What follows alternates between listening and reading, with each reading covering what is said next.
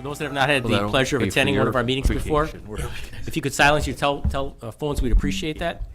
Also, the way the agenda works is city staff presents on an item, then we, on the commission, are allowed to ask technical questions. Once we're done with technical questions, we open it up to the public. If you have something to say or a question, please step up to the microphone there and state your name and address so we have it for the minutes. Once everybody who desires to speak has had the opportunity to do so, we bring it back to the commission for discussion and then a vote. With that, let us call the roll. Kathleen Pratt, Here. David Borsick, Present. Ed Bowen, Steve Cummings, Michael Ford, Here. John Hintz, Here. John Kiefer, Here. Robert Weigert, Here. Thomas Perry, Here. Andrew Mott. Here. Just me. Oh, sorry, I'm Thomas Wojtek. I'm here. All right. Approval of the minutes from the July 3rd meeting. Do we have any additions, corrections, deletions, et cetera? Motion to approve. Second. And moved and seconded. All those in favor, please say aye. Aye. Opposed? All right. Let's move on to item number 1. Street right-of-way vacation of a portion of North Westfield Street, all of unnamed street between Rath Lane to the North Westfield Street, portion of North Eagle Street, all of Butamore Street, all of Showman Street, all of Water Street, portion of Rainbow Drive, all of Public Alley between Showman Street and Rainbow Drive, all of Public Alley between Butamore Street and Showman Street, portion of Graham Avenue. I think that's the longest one we've ever had. Thank you, Mr. Chairman. As you just mentioned, this is a request for several street vacations located primarily within the Lakeshore Golf Course area and Rainbow Memorial Park. The vacations can be classified mostly into 2 groups. The first group being located just northwest of Oshkosh Avenue, where a street was just dedicated, extending North Westfield Drive and then widening Oshkosh Avenue. And the second group is primarily on the eastern portion of the golf course property and some portions of vacations located within Rainbow Memorial Park. First, I'm going to talk about the ones over off of Oshkosh Avenue down here. In February of this year, the city dedicated an unnamed street between Rath Lane and the extension of North Westfield Street.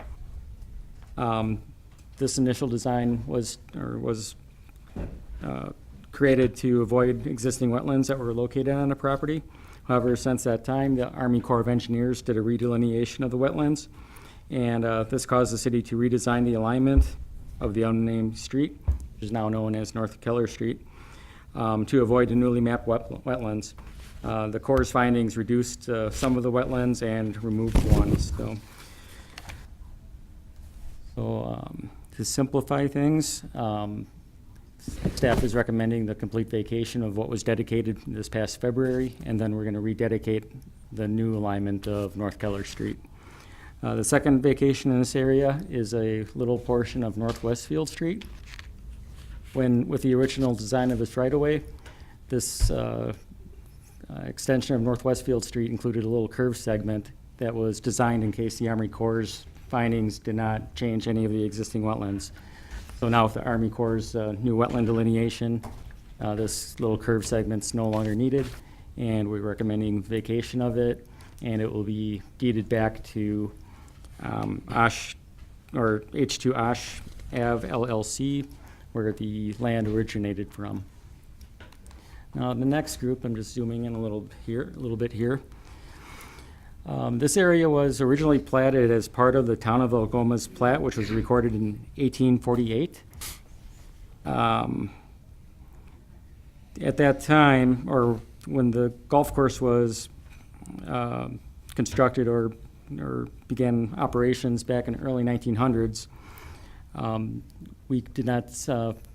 we're not sure if this was officially vacated or not.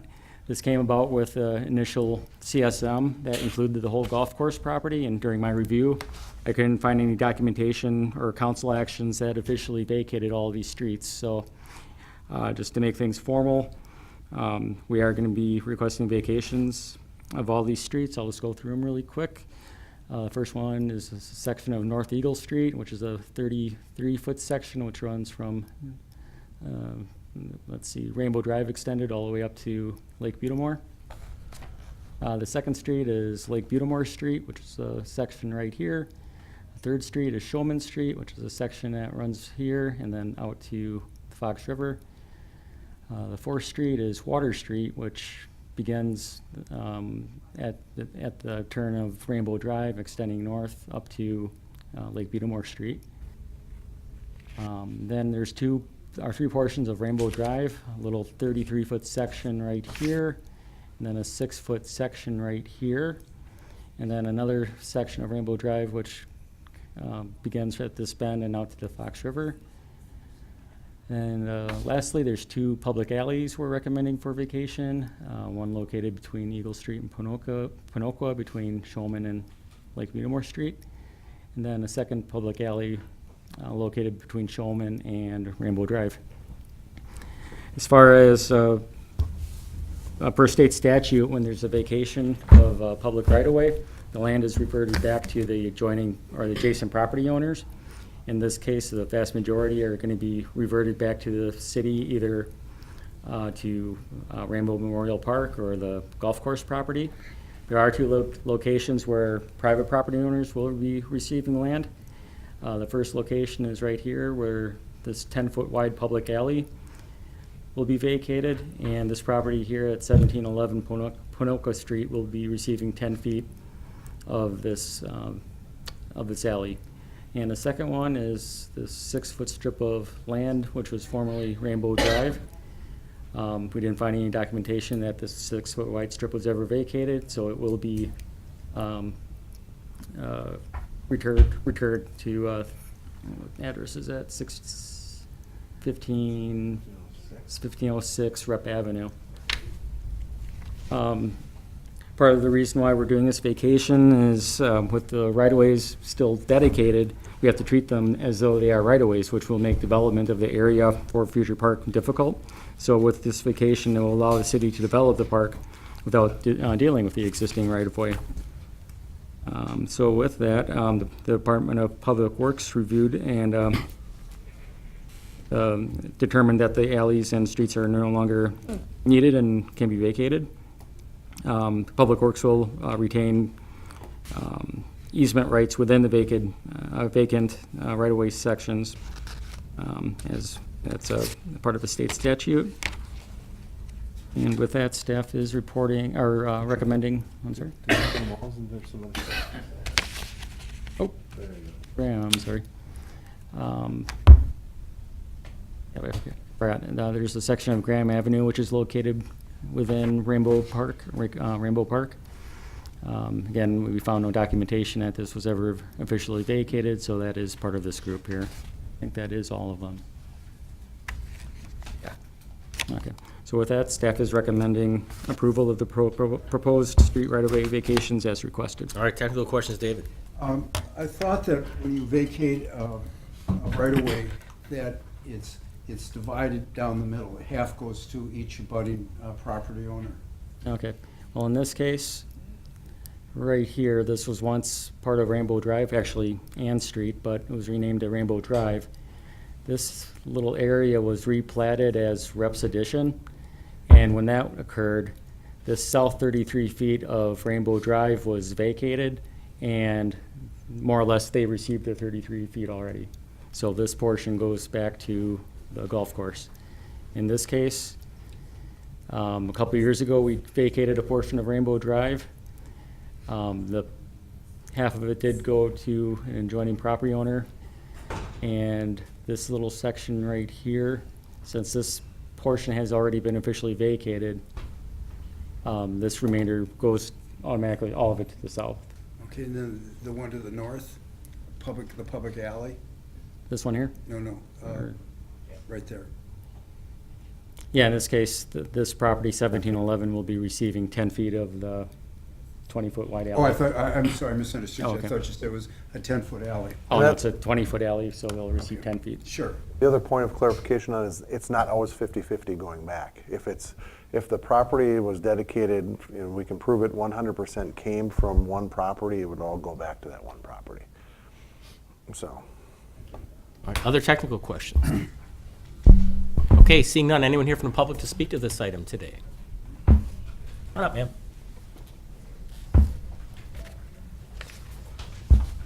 Hello. Hi. Barb Rep, 1506 Rep Avenue. The little patch of land that's on Rainbow Drive and goes through Rainbow Drive, but that little patch of land, where that dot is, that's our land. That's our home there. And when Bruce Hager and his wife bought the property right in back of us, they wanted to build a garage, and they wanted to purchase, because that was actually the driveway that went into the family home. They wanted to put a garage at the end, so they wanted all that roadway for their driveway. And we went to the city, and the city drew up a document. We gave them our half of the road, and they were entitled to the other half of the road. So we're wondering why there's that little square of land there, because that was all taken care of with the city. We have the documentation. Yes, I remember that. I believe it was in 2008 where this And no- portion of Rainbow Drive was vacated. Yes. But last fall, we got a CSM for the golf course property, and during my research, it was the city's assumption that all of this had been vacated already. But during my research, I found no indication that it was ever That vacated. it was? Okay. That it was never vacated. Okay. So Okay. So in your case here, Yes. this little 6-foot strip, I found no documentation that it was ever vacated in the past, so. Okay, so then that reverts back to us then? Correct. Mhm. Okay, okay. It just, It's confusing, yep, I understand that, but. Thank you very much. okay, thank you. Anyone else here to speak to this item today? Come on up, sir.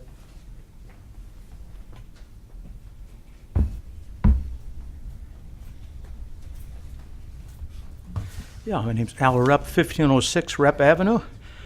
And I was basically born and raised on that corner, WSH, or call it West Algoma, 168 West Algoma. And in approximately 1943, my dad purchased quite a bit of this area there. And the one that is, would be Rainbow Drive, goes through, that was Ann Street.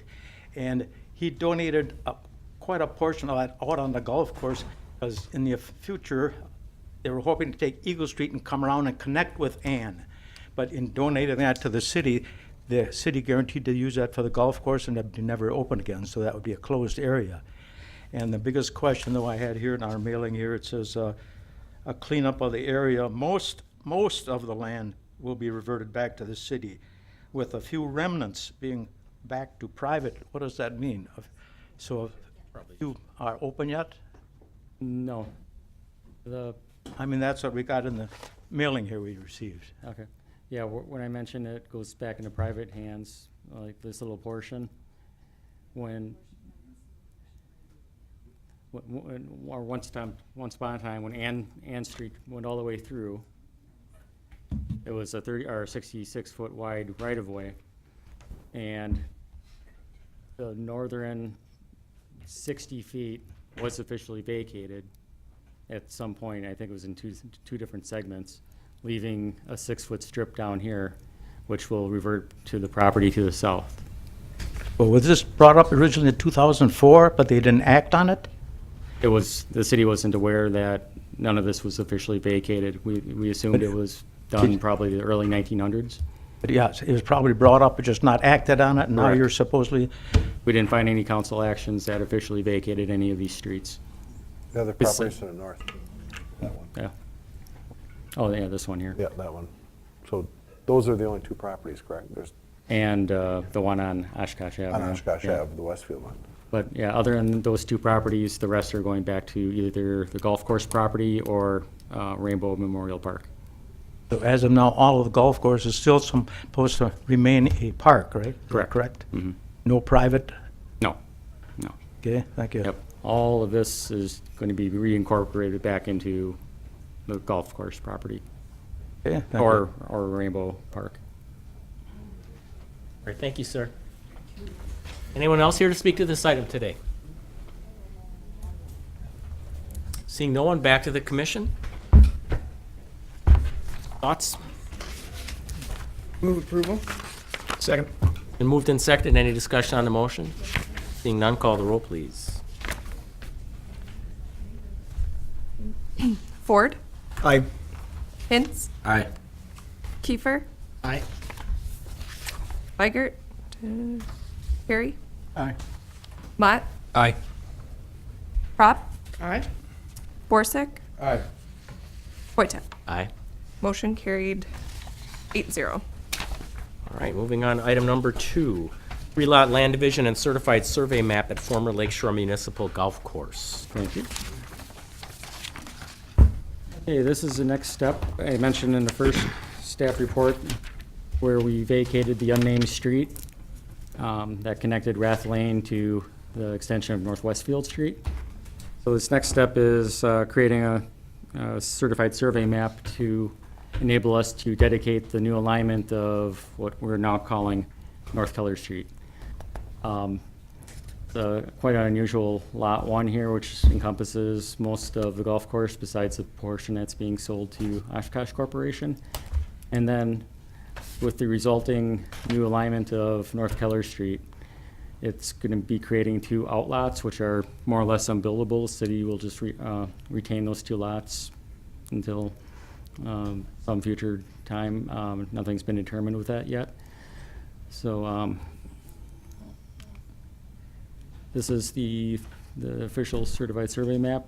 The next step will be going to Common Council for approval of the dedication and the CSM. And staff is recommending approval of the 3-lot land division and certified survey map as proposed. All right, any technical questions, Commission? John? Yeah, I was gonna say, go back to that. We just vacated things on the north end, just to the west of Pinaqua, north of the houses that are there. Is that all going to be part of Rainbow Park, or is that going to be developed, or is that going to be part of the new park that we're creating? This area will be reincorporated into the Lakeshore property. Okay, just checking because of the way the lines are going on there, and with the issue that was raised by one of the previous, in the last thing about that area being developed. I just wanted to make sure that was Okay. clear. Yeah, it's kind of time is of the essence because Public Works has to do design work for this segment here. And it's a 40-day minimum process to vacate the streets. So at a later date, this will be reincorporated into the golf course property. Okay, thank you. Yes. Yeah, the 2 outlots, you said there's no plans now. Long-term, do you see that being a development, or where do you see that being?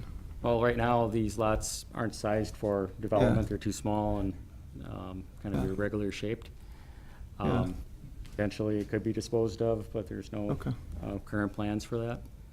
But, Kathy? or that's a possibility. Mhm.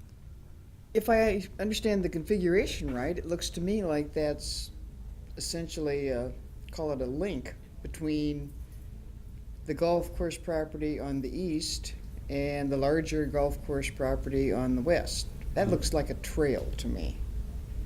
I mean, potentially. Yeah, you've got the cursor this- going, this yeah, here, mhm. that's that little segment there, just south of the Corp property. Mhm. So I guess right now, I would argue that be retained for a walkway, maybe the bike, maybe a link outside Oshkosh Avenue to the bike trail, the Ridge Bike Trail. And that is a possibility. So I will argue for that in theory right now based on this, it's something to put into the hopper for discussion later. Yeah, the Parks Department will be developing a master plan for the parkland, so possibility. Other technical questions? Seeing none, anyone here from the audience to speak to this item today? Going once, twice? All right, public comments closed. Back to the commission. Move for approval. Second. Any discussion on the motion? Okay, let's call the roll. Ford, Aye. Hintz, Aye. Kiefer, Aye. Perry, Aye. Mott, Aye. Prop, Aye. Borsek, Aye. Wojtek. Aye. Motion carried 8-0. Item number 3, complete right-of-way dedication for an extension of North Keller Street. Yeah. Okay, this is the request for the actual dedication for the new North Keller Street. And here's a close-up of what's going to be dedicated in blue. The first item vacated this old portion, and city staff determined it'd be just easier to just vacate it and kind of start over from scratch. So we're doing that, and then we had the CSM prepared to enable us to do a dedication, and this is at the actual dedication request which will go to Common Council. The proposed right-of-way is 80 feet wide, which will accommodate for 4-lane streets and provide plenty of area for sidewalks and terrace trees and snow storage. I think that's about all I have to say on that. If the realignment, of course, was as a result of the new wetland delineation that was conducted by the Army Corps of Engineers. And staff is recommending approval of the new right-of-way alignment for, or right-of-way dedication for North Keller Street as proposed. All right, thank you. Technical questions? Okay, seeing none, anyone here from the public to speak to this item today? All right, back to the commission. Second. Any discussion? Okay, let's call the roll again. Ford, Aye. Hintz, Aye. Kiefer, Aye. Perry, Aye. Mott, Aye. Prop, Aye. Forsick, Aye. Wojtek. Aye. Motion carried 8-0. Now on to the fun stuff. Item number 4, residential design standards variance to allow construction of a patio in the front yard at 1215 Georgia Street. Thank you, Mr. Chairman. So this one is a variance request. Basically, as many of you may know, patios are generally prohibited in the front yard. They have to be in a side or rear yards. They have to be behind the front plane of the house generally. Got to go into some detail on this. Here's the subject site. A lot of the properties, including this one, the subject property and then the surrounding residential properties are zoned SR9, so single-family residential. You'll notice, though, there's South Park over here, the immediate east, and so just across Georgia Street from the subject property. So that was something that staff looked at when we evaluated this request. And then there's another key component, a residential property facing Osborne, at least one of the adjacent properties facing away from the subject property. So we looked at that too. And then I'll get into the hardship that we looked at with this site. Might be a little bit hard to see here, but the aerial of the subject site, you can see that the subject house is set back from the front lot line, more or less in line with the other properties, but you can see the generous front yard afforded to the property, but then this pretty tight rear yard here. The applicant came to us and wanted to do some kind of patio or recreational space. Right now, the applicant doesn't have any sort of space for recreational purposes or just sitting outside and relaxing. We looked at putting it in the rear yard. Ordinance prohibits that because there's not enough of a setback there. Even with the bulk standards, you still have to maintain a 20-foot setback from the rear lot line for most patios that are adjacent to the house. So they might get a little bit of an area here with the jog afforded by the house's massing, but not much. So then the applicant asked us about putting a patio in the front yard. Here's their proposed plan. So you can see the lot here. It's colored in, so it's pretty legible, which is nice. The driveway on the north side of the property. You can see South Park would be across the street. It's not visible in the plan, but directly across. North is facing this way here. The patio would be proposed for the front yard immediately adjacent to the house. There'd be some landscaping in here too. The applicant has some current existing landscaping which would have to be adjusted, but they are trying to be sensitive and trying to make this attractive from the street and from the neighboring properties. So that is something that we looked at and we appreciate as staff. Here's the subject house from the assessor's webpage. You can see what it looks like. Not all of the landscaping that they have currently is visible in this photo. It's a little bit more developed than this photo shows. They also mentioned there's a front pathway that they want to remove if they put this patio in. So they said that they wouldn't be adding too much impervious surface, it'd be more of a relocating of what's already there. This house on the corner of Osborne and Georgia faces with its backside to the subject property. And then the subject property's driveway, and then the property to the north is on the other side. Here is Google Street View, just showing, it looks like quite a bit of vegetation here with the trees, the subject property, and then just kind of giving you a sense of the different houses along the block. And then if we look over here to the north, it's a little bit hard to see some of the houses, but they're more or less similar in scale. And then South Park to the east. So, like I said, we looked at the hardship that we saw with this property, just not having enough room in the rear yard, generally speaking.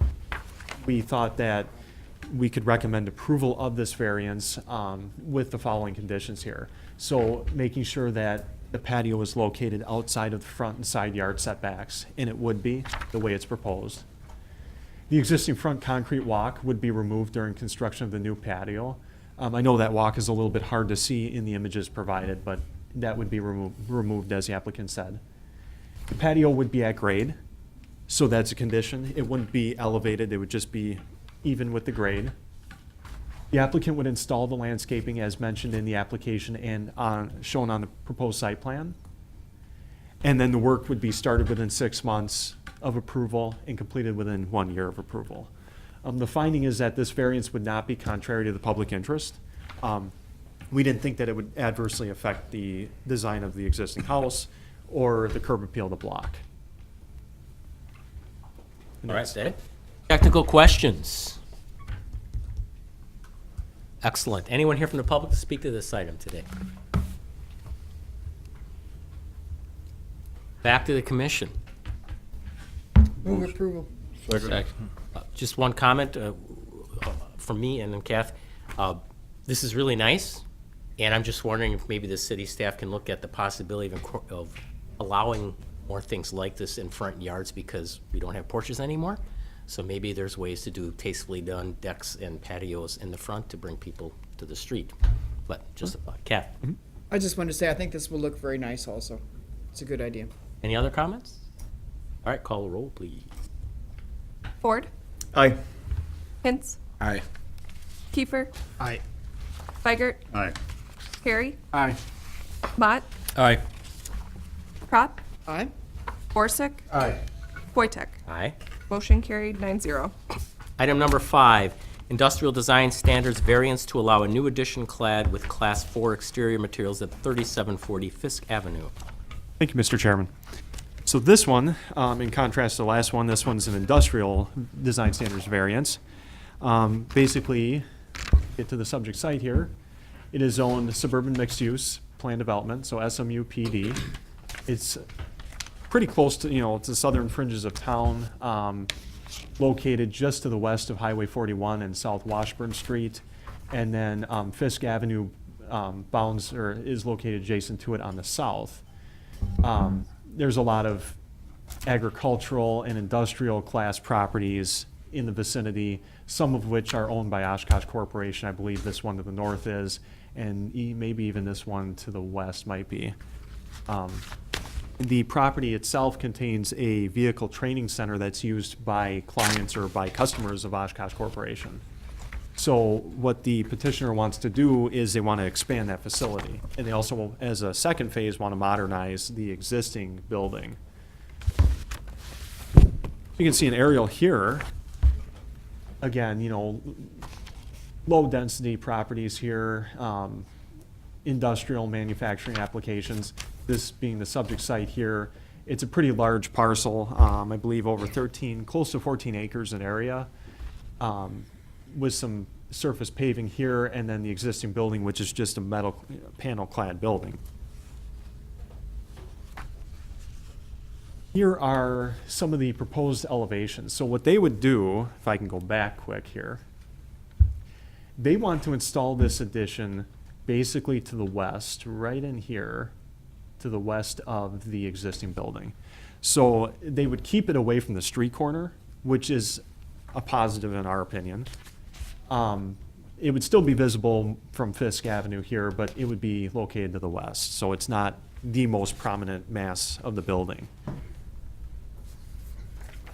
But again, going back to the elevations here, so you'd see here, this is the existing building over here on the right, and then they would install this. There's basically 3 shop bays here for servicing vehicles, and then for training customers, et cetera. They don't have a whole lot of glazing on, I believe this is the east elevation here, or the west elevation. I think they're pretty similar in glazing area. The east elevation wouldn't be very visible because it would be in between in this little area here.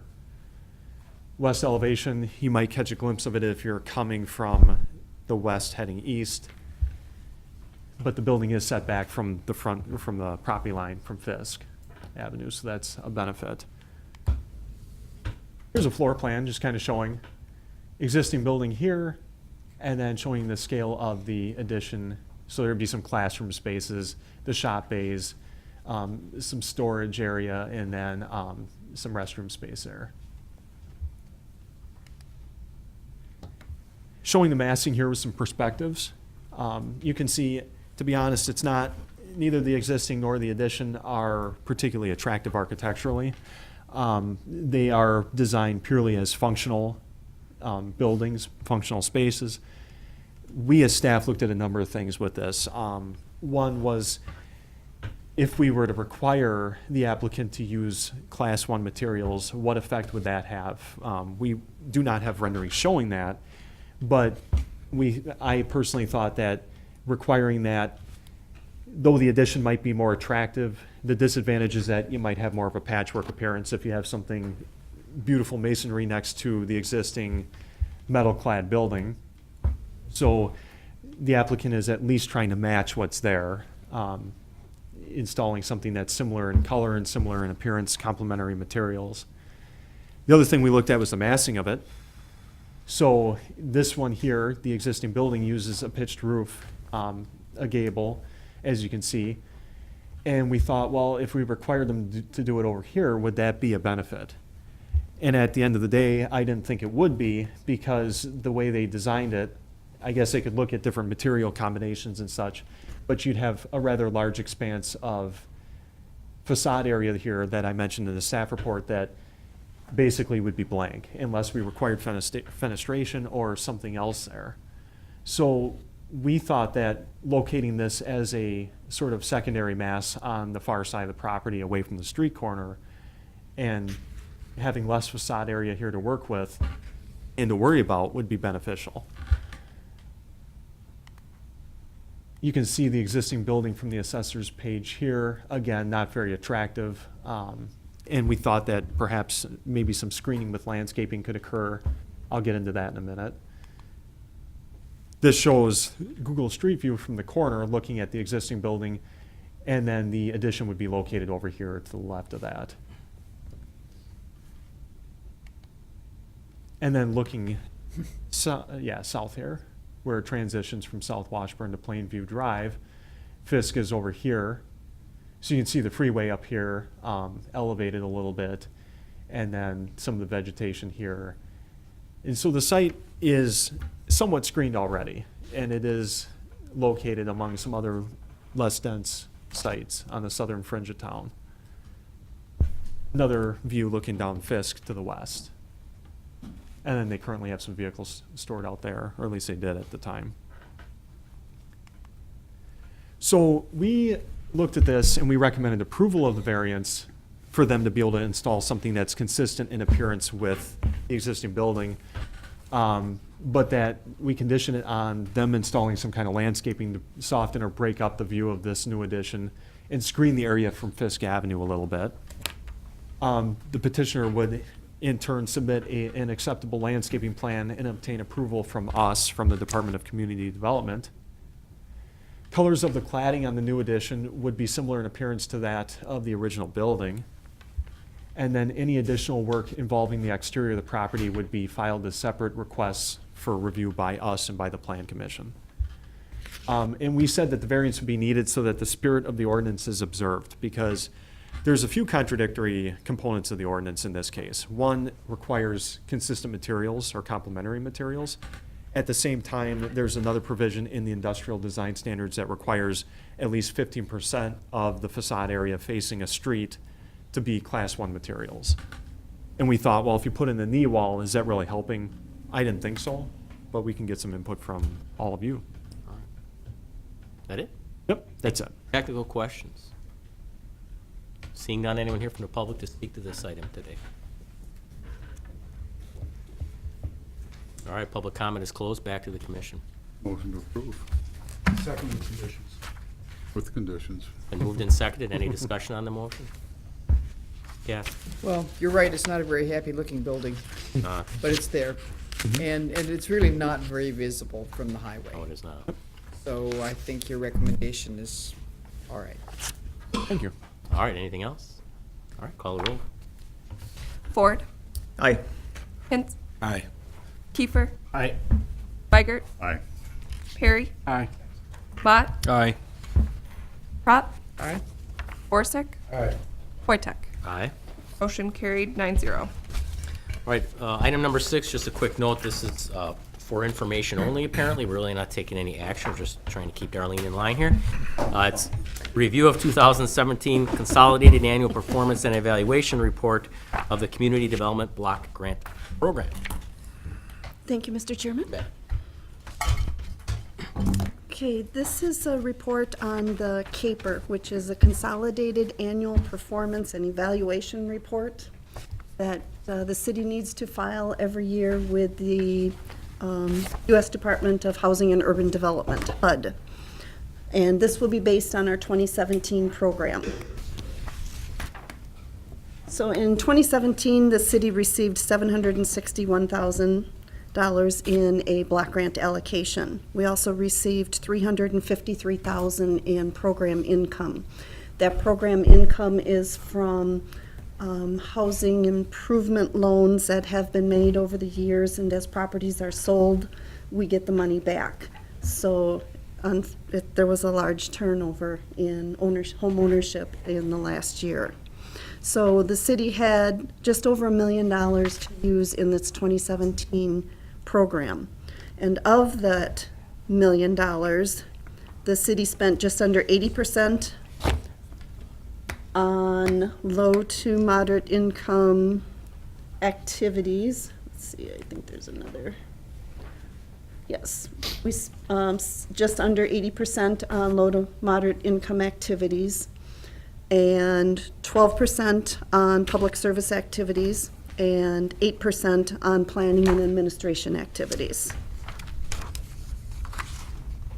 And this table here just shows a breakdown of the race of the different participants from the various programs and activities that we undertook in 2017.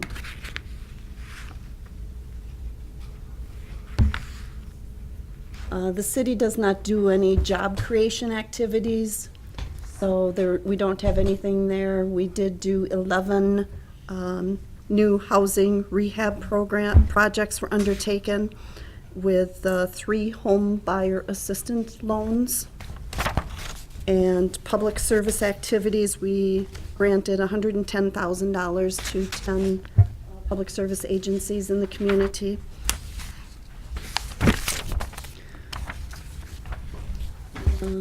Going back here, it's hard to tell on the breakup of the expenditures, but in there, on central city activities, we did acquire 3 slum and blight properties that are scheduled for demolition.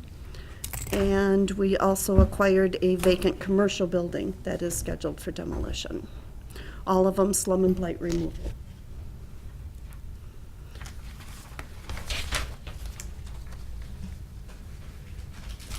If anyone has questions as we're going through stuff, please just feel free to ask. Yes? Yeah, actually, I do. Yep. The numbers for the beneficiaries of the program, Yes. Mhm. is that pretty consistent year to year? I guess I'm just surprised that the other multiracial is so high. It varies. The biggest racial factors come into play with the public service agencies, so it just Okay. depends on the categories of public service, Okay, category of citizens using the public service agencies. okay. Since I have you too, the program income, so we'd expect that to go down in the future? You said The allocations, the money that you've from loans coming in, that type of thing? that is very high for this program year, yes. Okay. The last couple of years, it has been a little high because it's been a very volatile market. Okay. But usually it's around 100,000, but there've been years that we've only gotten 25,000 in program income. Okay. So, yes, we don't anticipate that amount of program income on a yearly basis. Okay, thank you.